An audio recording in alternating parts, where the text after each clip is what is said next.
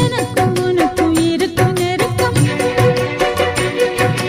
இளமை தொடங்கி முதுமை வரைக்கும் இரவும் பகலும் உறவை வளர்க்கும் இடையில் இருக்கும் தடையை தகர்க்கும்